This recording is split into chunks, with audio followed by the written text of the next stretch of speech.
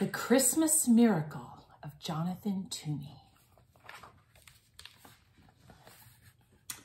The village children called him Mr. Gloomy, but in fact, his name was Toomey, Mr. Jonathan Toomey. And though it's not kind to call people names, this one fit quite well. For Jonathan Toomey seldom smiled and never laughed. He went about mumbling and grumbling, muttering and sputtering, grumping and griping. He complained that the church bells rang too often, that the birds sang too shrilly, that the children played too loudly. Mr. Toomey was a woodcarver. Some said he was the best woodcarver in the whole valley. He spent his days sitting at a workbench carving beautiful shapes from blocks of pine and hickory and chestnut wood. After supper, he sat in a straight-backed chair near the fireplace, smoking his pipe and staring into the flames. Jonathan Toomey wasn't an old man, but if you saw him, you might think he was. The way he walked bent forward with his head down. You wouldn't notice his eyes, the clear blue of an August sky, and you wouldn't see the dimple on his chin, since his face was mostly hidden under a shaggy, untrimmed beard, speckled with sawdust and wood shavings, and, depending on what he ate that day, with crumbs of bread, or a bit of potato, or dried gravy. The village people didn't know it, but there was a reason for his gloom, a reason for his grumbling, a reason why he walked hunched over, as if carrying a great weight on his shoulders. Some years earlier, when Jonathan Toomey was young and full of life and full of love, his wife and baby had become very sick. And because those were the days before hospitals and medicines and skilled doctors, his wife and baby died 3 days apart from each other. So Jonathan Toomey had packed his belongings into a wagon and traveled till his tears stopped. He settled into a tiny house at the edge of a village to do his wood carving.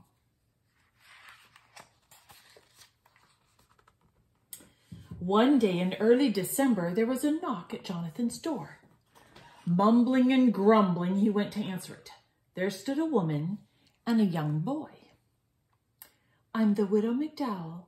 I'm new in your village. This is my son Thomas," the woman said. "I'm 7 and I know how to whistle," said Thomas. Whistling is pish-posh," said the woodcarver gruffly. "I need something carved," said the woman, and she told Jonathan about a very special set of Christmas figures her grandfather had carved for her when she was a girl. "After I moved here, I discovered that they were lost," she explained. "I had hoped that by some miracle I would find them again, but it hasn't happened." "There are no such thing as miracles," the woodcarver told her. "Now, could you describe the figures for me?" "There were sheep," she told him. "2 of them with curly wool," added Thomas. "Yes, 2, said the widow, "and a cow, an angel, Mary, Joseph, the baby Jesus, and the wise men." "3 of them," added Thomas. "Will you take the job?" asked the widow McDowell. "I will." "I'm grateful. How soon can you have them ready?" "They will be ready when they are ready," he said. "But I must have them by Christmas. They mean very much to me. I can't remember a Christmas without them." "Christmas is pish-posh," said Jonathan gruffly, and he shut the door.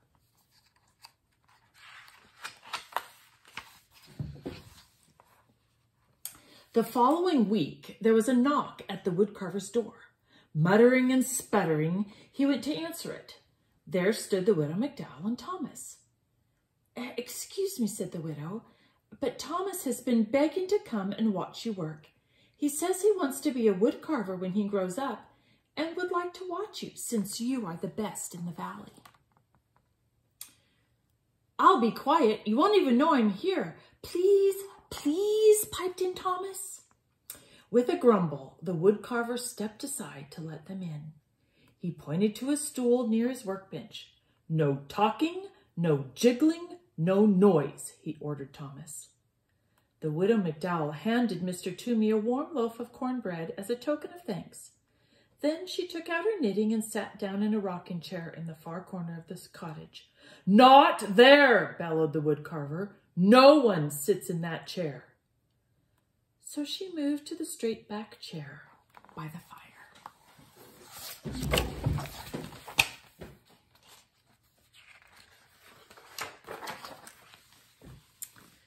Thomas sat very still. Once, when he needed to sneeze, he pressed a finger under his nose to hold it back.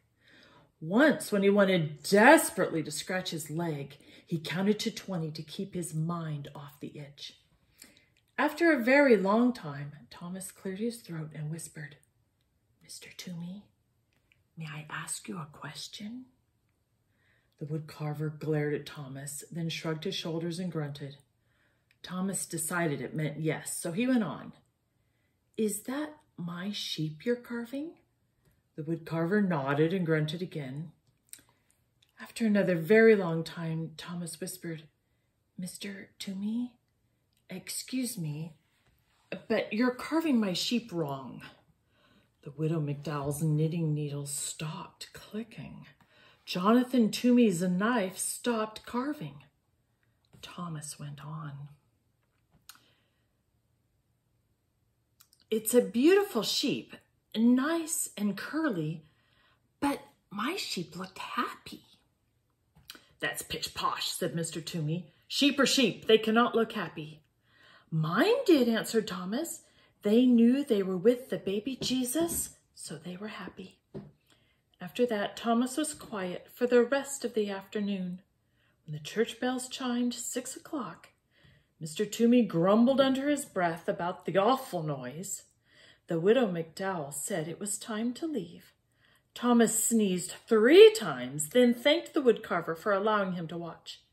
That evening, after a supper of cornbread and boiled potatoes, the woodcarver sat down at his bench. He picked up his knife, he picked up the sheep.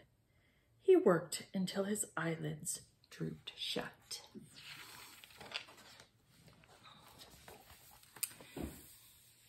A few days later, there was a knock at the woodcarver's door. Griping and grumbling, he went to answer it. There stood the widow and her son. "May I watch again? I will be quiet," said Thomas. He settled himself on the stool very quietly, while his mother laid a basket of sweet-smelling raisin buns on the table. "The teapot is warm," Mr. Toomey said gruffly, his head bent over his work. While Mr. Toomey carved, the widow McDowell poured tea. She touched the woodcarver gently on the shoulder and placed a cup of tea and a bun next to him. He pretended not to notice, but soon both the plate and the cup were empty. Thomas tried to eat the bun his mother had given him as quietly as he could, but it's almost impossible to be 7 and eat a warm, sticky raisin bun without making various smacking, licking, satisfied noises. When Thomas had finished, he tried to sit quietly. Once he almost hiccuped, but he took a deep breath and held it till his face turned red. And once, without thinking, he began to swing his legs, but a glare from the woodcarver stopped him, and he kept them so still they fell asleep. After a very long time, Thomas whispered, "Mr. Toomey, excuse me, may I ask a question?" "Is that my cow you're carving?" Another very long time went by. Then Thomas cleared his throat and said, "Mr. Toomey, excuse me, but I must tell you something. That is a beautiful cow. The most beautiful cow I have ever seen, but it's not right. My cow looked proud." "That's pish-posh," growled the woodcarver. "Cows are cows. They cannot look proud.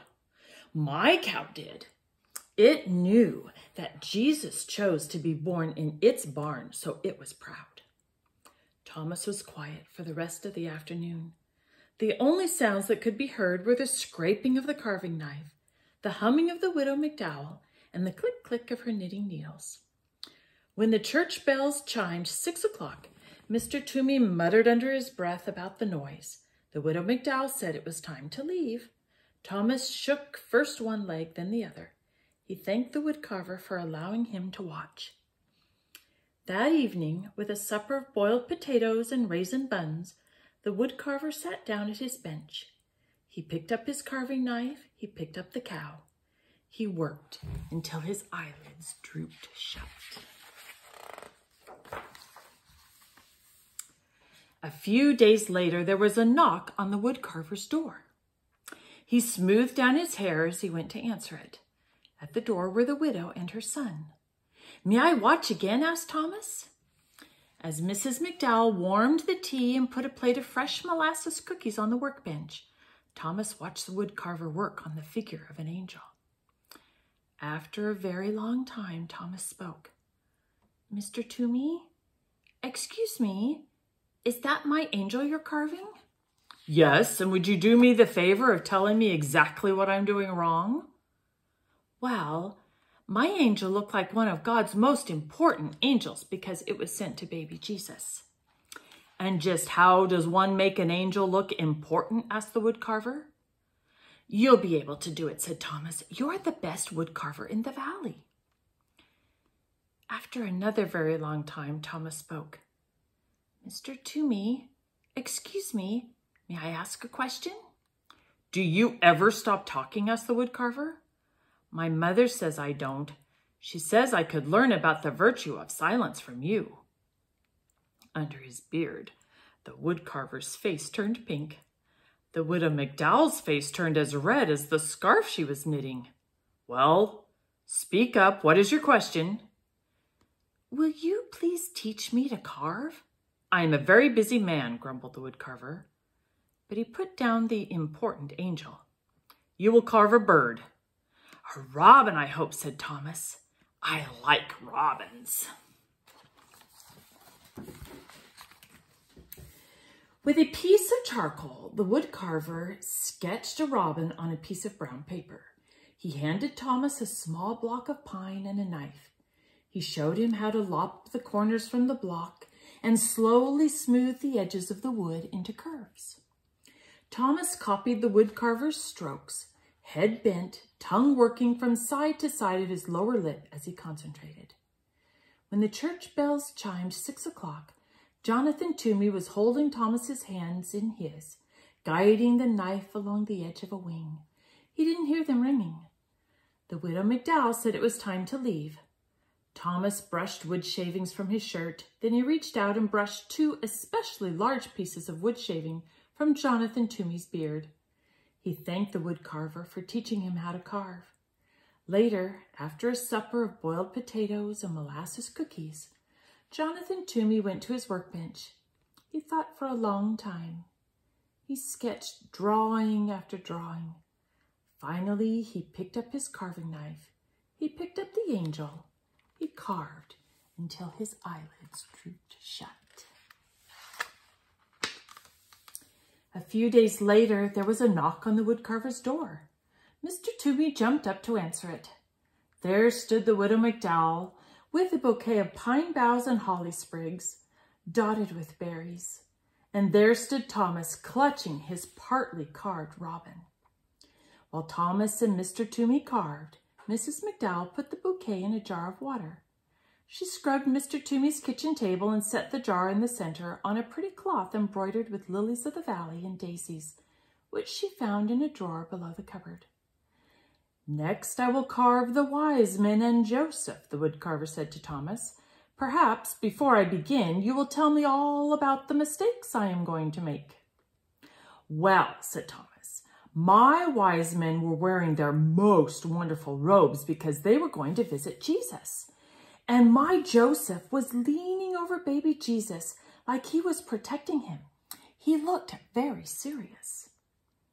It wasn't until the church bells had chimed and the widow and her son were preparing to go that Mr. Toomey saw the jar of pine boughs and the scrubbed table and cloth embroidered with lilies of the valley and daisies.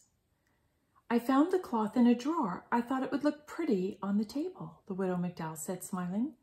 Never open that drawer, the woodcarver said harshly. When the two of them had left, Jonathan put the cloth away. That evening, after a supper of boiled potatoes, the woodcarver worked on Joseph and the wise men until his eyelids drooped shut. A few days later, there was a knock on the woodcarver's door. He dusted the crumbs from his beard and brushed the sawdust from his shirt. At the door were the widow McDowell and Thomas. All afternoon, Thomas watched the woodcarver work. When it was time to leave, Jonathan said to Thomas, I'm about to begin the last two figures, Mary and the baby. Can you tell me how your figures looked? They were the most special of all, said Thomas. Jesus was smiling and reaching up to his mother, and Mary looked like she loved him very much. Thank you, Thomas, said the woodcarver. Tomorrow is Christmas. Is there any chance the figures will be ready? The widow McDowell asked. They will be ready when they are ready. I understand, said the widow, and she handed Jonathan 2 packages. Merry Christmas, she said. Jonathan folded his arms across his chest. I want no presents, he said harshly. That is exactly why we are giving them, answered the widow. She put them down on the table and left. Jonathan sat down at the table. Slowly he opened the first package. Inside was a red scarf. Hand knit, warm and bright, he tied the scarf around his neck. The other package held a robin, crudely carved a pine. A smile twitched at the corners of Jonathan's mouth as he ran his fingers over the lopsided wings. He dusted the fireplace mantel with his sleeve and placed the robin exactly in the center so he could look at it from his chair. The woodcarver did not eat supper that day. Instead, he began to sketch the final figures, Mary and Jesus. He drew Mary, then wadded the sketch into a ball and tossed it on the floor. He drew the baby.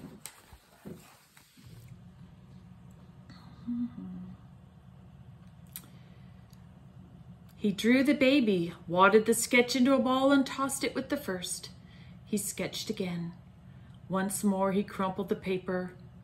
Soon there was a small mountain of crumpled papers at his feet. He picked up a block of wood and tried to carve, but his knife would not do what he wanted it to do. He hurled the chunk of wood into the fireplace and sat, staring into the flames. When he heard the church bells announcing the midnight Christmas service, he got up. Slowly he opened the drawer beneath the cupboard, the drawer he had told the widow never to open. From it he took the cloth embroidered with lilies of the valley and daisies. He took out a rough woolen shawl and a lace handkerchief. He took out a tiny white baby blanket and a little pair of blue socks. He placed each piece gently on the floor. From the bottom of the drawer, he lifted out a picture frame, beautifully carved of deep brown chestnut wood. In the frame was a charcoal sketch of a woman sitting in a rocking chair holding a baby. The baby's arms were reaching up and touching the woman's face. The woman was looking down at the baby, smiling. Jonathan sat down in his rocking chair and held the picture against his chest. He rocked slowly, his eyes closed. 2 tears trailed into his beard. When he finally took the picture to his workbench and began to carve, his fingers worked quickly and surely. He carved all through the night. The next day, there was a knock on the widow McDowell's door. When she opened it, there stood the woodcarver, his neck wrapped in a red scarf, holding a wooden box stuffed with straw.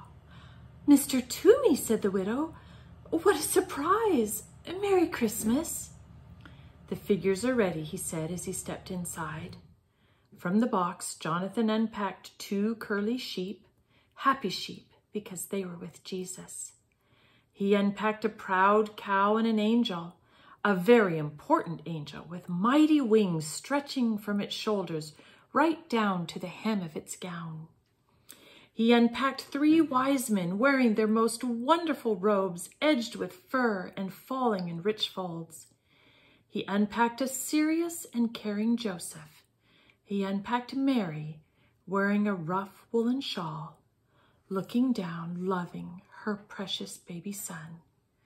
Jesus was smiling and reaching up to touch his mother's face. That day, Jonathan went to the Christmas service with the widow McDowell and Thomas. And that day in the churchyard, the village children saw Jonathan throw back his head, showing his eyes as clear blue as an August sky, and laugh. No one ever called him Mr. Gloomy again.